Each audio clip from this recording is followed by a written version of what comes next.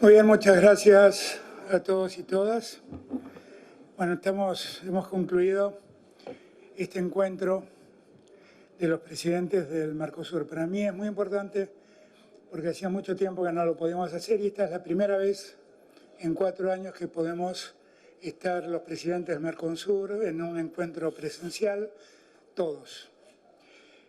Es la segunda vez que me toca terminar una presidencia pro tempore. La anterior me tocó en tiempos de pandemia y todo fue mucho más complejo. Esta vez pudimos avanzar, hacer y proponer muchas más cosas.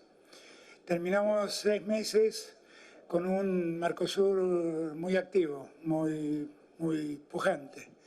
Contrariamente a lo que muchos piensan, la verdad es que cuando uno analiza cómo el comercio exterior del Mercosur funcionó, se da cuenta de la pujanza que tiene este espacio geográfico y las posibilidades que tiene para el desarrollo de la región.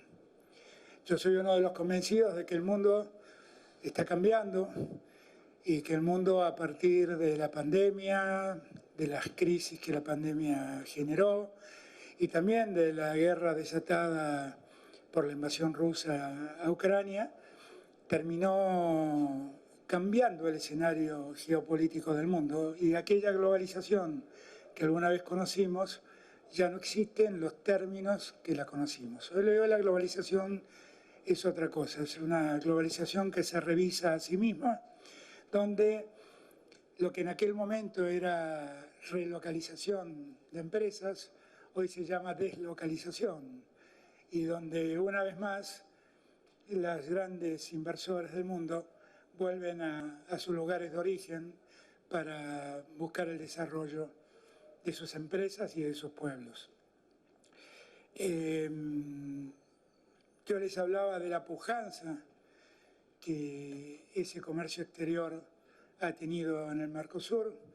En el año que culminó, más de 750.000 millones de dólares tuvimos de intercambio comercial desde el Mercosur con el resto del mundo. Y además tuvimos un gran avance con el mercado interno entre nosotros. Brasil sigue siendo para nosotros nuestro principal socio comercial, con lo cual el trabajo conjunto con ellos es, a mi juicio, determinante y muy importante. Para mí también hay un punto que en lo personal no me pasa desapercibido, que es la particular alegría, la particular satisfacción que me causa traspasarle la presidencia pro tempore a mi querido Lula, al presidente de la República Federativa de Brasil. Alguien que todos saben, respeto, quiero, admiro, alguien que es muy importante para la región por su liderazgo, por su historia, y alguien que, como yo, está absolutamente consustanciado con la idea de que la unidad regional es el camino que tenemos que seguir para poder obtener el desarrollo que nuestros países necesitan. Fue una gran alegría. Lula no era presidente del Mercosur desde el año 2010, ¿dijo? 2013. Sí, hace 13 años. Hace 13 años, 2010. Con lo cual, volver de algún modo a darle este mandato es también una parte de en alguna medida una reivindicación de la región a todo lo que él tuvo que soportar, a la persecución, a la injusticia a la que fue sometido, algo que el pueblo brasileño ya reivindicó con su voto, pero ahora la región de algún modo también termina reivindicándolo a Lula, de ese tiempo ingrato que le tocó pasar, otorgándole esta presidencia pro tempore que Brasil va a ejercer en los 6 meses que vienen. Bueno, esto es básicamente lo que tengo que decirles. Sé que tienen algunas preguntas para hacerme, así que los escucho. Hola. Damos paso a las preguntas. Entonces, en primer lugar, la agencia F. Hola, buenas tardes, presidente. Carlos Meneses de la agencia F. Primero, enhorabuena por la celebración de esta cumbre. Mi pregunta es la siguiente. ¿Por qué Uruguay no ha firmado el comunicado conjunto de los presidentes del Mercosur? Muchas gracias. Uruguay tiene una mirada que viene sosteniendo desde hace algún tiempo el presidente Lacalle, que insiste y persiste en la idea de que los socios del Mercosur pueden negociar autónomamente al Mercosur, y de algún modo expresa esa diferencia no firmando la decisión, pero es una decisión que conocemos. Escuchamos ahora a Globo TV. Buenas tardes, presidente. Víctor Boyallante del Globo. Me gustaría saber si tuviste contacto con las ideas de esa contrapropuesta de reacción del vicepresidente Lula para ofrecer a la Unión Europea como una contrapropuesta de la propuesta de la cuestión del medio ambiente. Ahí hay dos cuestiones que observar y que yo marqué en mi discurso.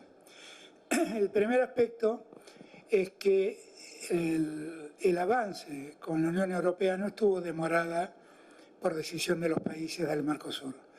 Estuvo demorada por conflictos internos de la Unión Europea, que en el fondo uno podría sintetizar como la posición de algunos países que no están dispuestos a terminar con los subsidios agrícolas que dan a sus productores, y que para países del Mercosur son muy importantes para poder competir y entrar en esos mercados. Hay además, en este tiempo, la Unión Europea ha tomado decisiones en materia ambientales, decisiones unilaterales que cambian absolutamente el objeto inicial que tenía el acuerdo, el preacuerdo que se firmó a mediados de 2019. Y ese cambio de las reglas ha sido admitida por la misma Unión Europea. Lo hablé días atrás con la presidenta de la Comisión Europea, lo hablé en República Dominicana con Josep Borrell, el presidente de la Comisión Europea de Relaciones Exteriores, y lo he hablado con muchos presidentes de Europa. Esas reglas realmente afectan mucho a algunos de los países, fundamentalmente los países menos industrializados del Mercosur. Hay además también normas que no compartimos, a las que el presidente Lula da Silva hizo referencia, que definitivamente impiden dar privilegio a empresas nacionales a la hora de hacer compras gubernamentales. Y en eso nosotros no estamos de acuerdo, porque el compre nacional es una regla que los estados de América del Sur y Argentina particularmente siempre ha tenido presente. Con esto, esperemos que pase el helicóptero, con esto creo que dejamos más o menos en claro dos cosas. La primera, nuestra vocación de encontrar un acuerdo con la Unión Europea, porque definitivamente creemos que en un mundo que vuelve de algún modo a polarizarse comercialmente entre Estados Unidos y China, la posibilidad de construir un eje entre Europa y el Mercosur es algo que consideramos muy valioso y lo queremos perfeccionar. Necesitamos que la Unión Europea revise algunas de sus cosas. Los cambios que unilateralmente introdujo en materia ambiental, en primer lugar, y cuestiones como esta que acabo de marcar. Esto sin tener en cuenta algunas otras asimetrías que el acuerdo original dejaba en evidencia, porque el acuerdo original tenía un problema de valga la redundancia, de origen, tenía una falla de origen. La falla era que era un pacto entre dos espacios y el espacio más débil era el que más cedía, con lo cual las asimetrías se profundizaban muchísimo más. Eso lo fuimos revisando en este tiempo. Le queda a Lula revisar la última parte, pero esto es lo que está pasando con el acuerdo Unión Europea-Mercosur, que, insisto, nuestro deseo es que lo concretemos, pero que lo concretemos de un modo que sea beneficioso para nosotros. En una sociedad donde uno gana y el otro pierde, eso no es una buena sociedad. Es una buena sociedad donde todos ganan. ¿Es demasiado optimista que se logre un asesinato contra Bueno, es que hay que ver también las posiciones europeas, no, porque no dependen tan solo de nosotros. Porque en Europa en 4 años no lograron aprobar el acuerdo por posiciones de algunos países que quieren sostener los mecanismos de subsidios a productores agrícolas, por ejemplo. Gracias. La última pregunta para Infobae. Buenas tardes, señor presidente. Román Lechman de Infobae. Usted sabe que el concepto de derechos humanos incluye, entre otras cosas, preservar la vida y el respeto por la libertad. En este contexto, dentro del concepto de libertad, existe la libertad de una elección de elegir sus propios candidatos en determinados países.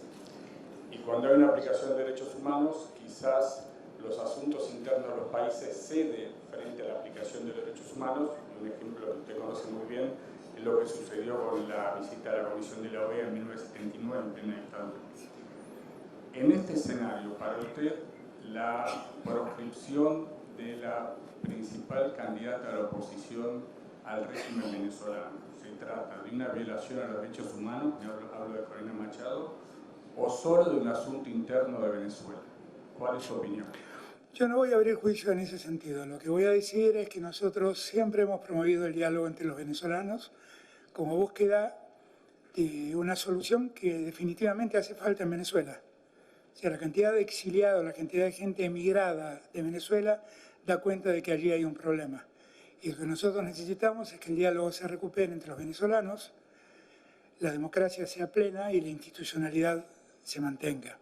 En esos términos, nosotros hemos conocido el caso del que habla por medios periodísticos, no tenemos detalles puntuales, pero sí hemos llevado o vamos a plantear este problema en la mesa de negociación de la que somos parte con Colombia y México, que es donde llevamos nuestro debate y donde las dos partes que en Venezuela pretenden arribar a una salida democrática con elecciones limpias y transparentes, opinan y acuerdan. Soy de los que creo, es lo que estamos haciendo. Por eso presentando el problema, que vuelvo a repetir, conocemos periodísticamente y lamentablemente también muchas veces dudamos de imparcialidad periodística y queremos ver exactamente la dimensión del problema. No me repreguntes nada porque no voy a contestar ninguna repregunta. No te preocupes. Déjame terminar. Uruguay no es parte de esa mesa de negociación. Uruguay no es parte... Perdón. Yo pido que me dejes contestar alguna vez, ¿vale? Y por lo tanto lo que nosotros creemos es que esa discusión hay que llevarla a ese lugar de debate, a esa mesa de negociación. Y es lo que vamos a hacer, Nos interesa que el proceso democrático en Venezuela se afiance, necesitamos que no quepan dudas sobre la transparencia electoral, necesitamos que el sistema institucional funcione bien, necesitamos que no haya proscripciones arbitrarias, necesitamos que haya un consejo electoral que a todos deje tranquilos. Para eso venimos trabajando todo este tiempo, silenciosamente, sin hablar con los medios, hablando con las partes involucradas y obteniendo resultados que a nuestro juicio son ponderables. Desde el día en que votamos el informe Bachelet en Naciones Unidas, nos involucramos con el problema de Venezuela, nos involucramos con las denuncias que había por entonces en mucho más número sobre violaciones a los derechos humanos o presuntas violaciones a los derechos humanos. Nos involucramos en el proceso electoral y hasta aquí el proceso electoral se venía desarrollando sin mayores ruidos, sin ningún ruido, y ahora apareció este problema. Y por lo tanto vamos a ir al mismo lugar donde venimos trabajando para ver cómo lo resolvemos. Muy bien, gracias a todos y todas. Muchas gracias.